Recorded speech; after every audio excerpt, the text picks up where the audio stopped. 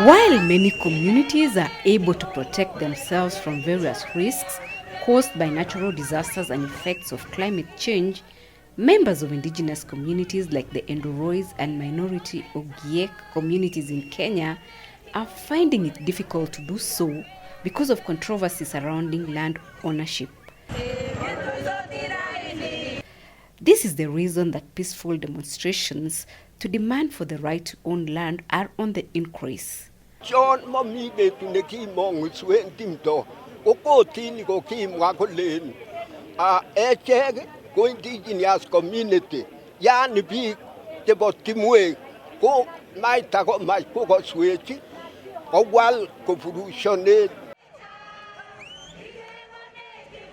Members of the Endorois community were displaced from their ancestral home, and despite a landmark court order, they are yet to get justice for the land they lost for the establishment of the world-famous Lake Bogoria Game Reserve. Negi implemented an African Court Commission. Aogi go dilen. Ako kita sa tayo umyani ka majami na baturais. Amuto magigone compensation.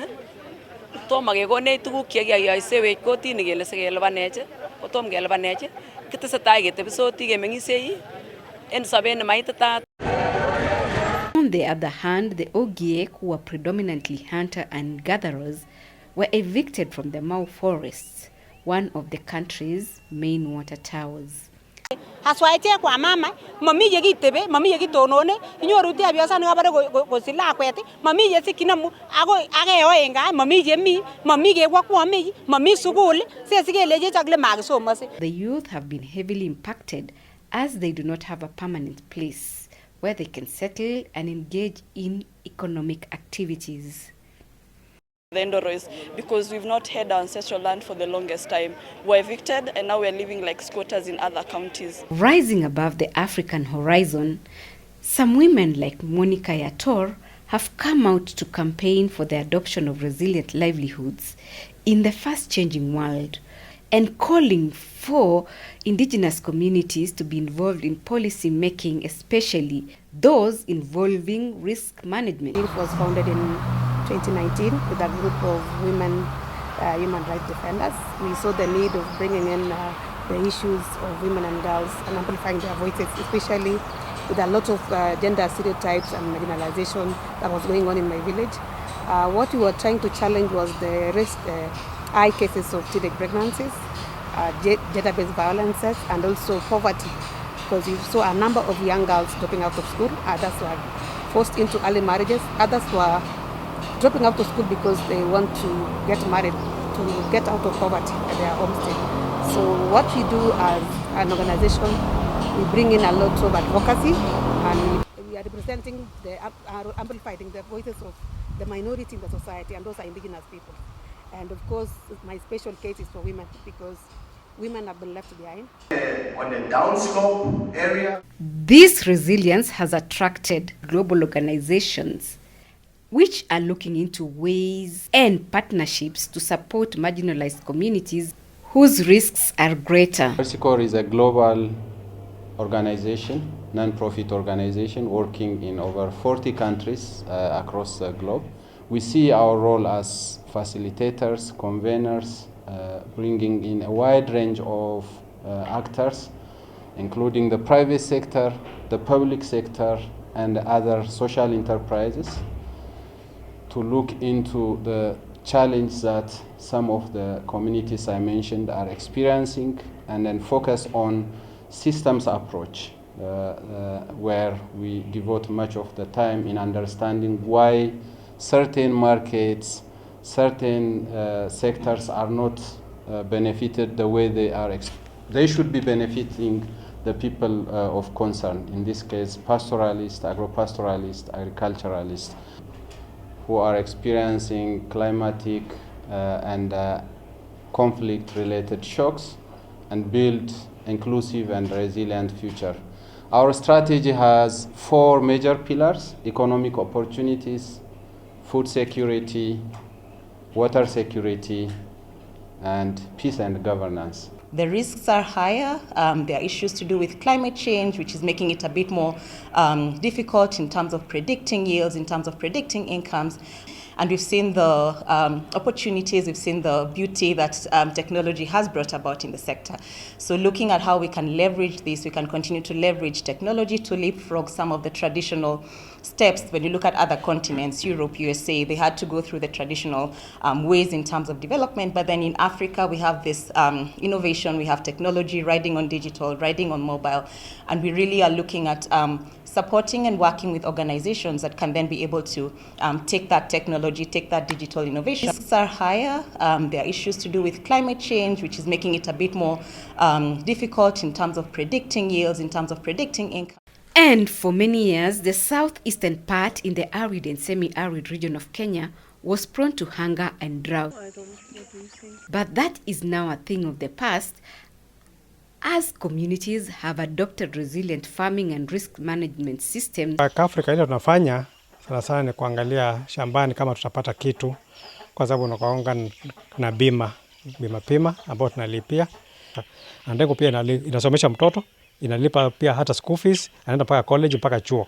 Kwa hivyo shambani kuna pesa. Kama kuna mbuzi ikishafikia kiwango ikishakomaa. Like Africa, we link farmers to risk mitigation solutions. So we are availing risk mitigation solutions against climate risks such as drought and excess rainfall to our smallholder farmers across Africa.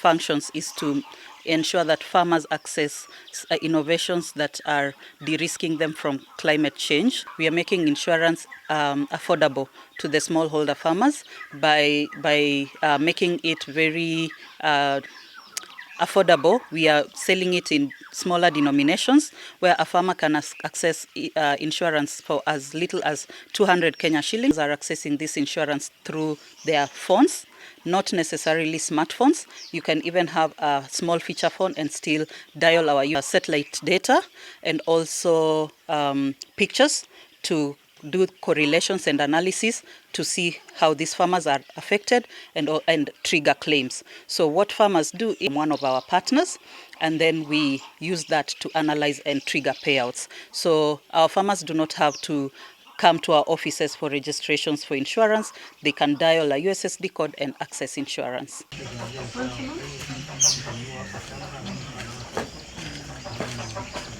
Home, we also met another champion farmer. Tusaidia kabisa, maana hujapoteza hata mbegu yenye umeweka hapo. Uwezi ukapoteza, unapata. Na ile kitu ingine, tamu unapewa hiyo pesa inatumwa tu, mzimu ikiisha, unakakaa kiasi hata ujui time pesa zinakuja, unaona pesa zimeingia. Majority of my farmers ni wamama. Use of insurance to cushion farmers from risks has also led to reduction in gender-based violence. Nice to meet you. Thanks. Welcome. The success of the farmers in Makueni has not gone unnoticed, and many have been welcoming international visitors representing organizations like the Credit Agricole from France, who are eager to learn about the successful model. Away from France to Kenya, and we really enjoy coming to see you and to learn more about agriculture in Kenya and know what are your needs for the communication with ECHA. So we thank, of course, Judah and Lydia for the welcoming, and all the family, also the mother, the children, everybody. And this. The European Union is also asking African farmers not to just manage risk, but to adopt ways of spreading risk, and is encouraging the promotion of resilient traditional crops like cassava. Cassava is about many things. I mean, you can produce a lot of things with cassava. You can make a starch, you can make medicines, you can make flour, and I'm sure you are going to talk about it during these days. It's a very good product, and then we will be looking into tapping opportunities of investment, because investment brings job creation and it brings also wealth creation. And as a result of this resilience, smallholder farmers across the continent are now able to boost their incomes by selling their products in the enabling environments created by trading blocs like the East African Community and the Common Markets for Eastern and Southern African Countries, COMESA. Dutchcroft Limited is a female-owned and female-managed company that's specializing in making gluten-free whole meal flours, which have been made exclusively from climate-resilient crops such as amaranth, cassava, finger millet, and also sorghum. Reason that organizations in the insurance and reinsurance sector are working to scale up the uptake of insurance in Africa. Caroline Tomno, CAS TV.